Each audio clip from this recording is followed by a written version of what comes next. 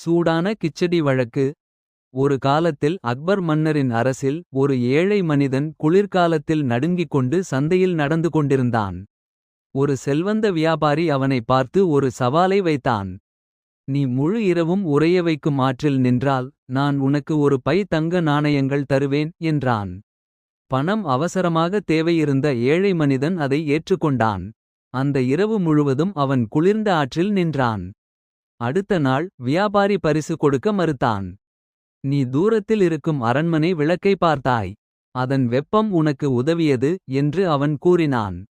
ஏமாந்ததாக உணர்ந்த ஏழை மனிதன் அக்பர் மன்னரிடம் நீதிக்காக சென்றான். அக்பர் இந்த வழக்கை தீர்க்க பீர்பாலை அழைத்தார். அடுத்த நாள் பீர்பால் அந்த வியாபாரியை மதிய உணவுக்கு அழைத்தார். ஆனால் உணவு தயாராக இல்லை. வியாபாரி பல மணி நேரம் காத்திருந்தான். ஏன் உணவு இன்னும் தயாராகவில்லை என்று கேட்டான். பீர்பால் தரையில் இருக்கும் சிறிய தீயின் மேல் மிக உயரத்தில் தொங்கும் பாத்திரத்தை காட்டினார்.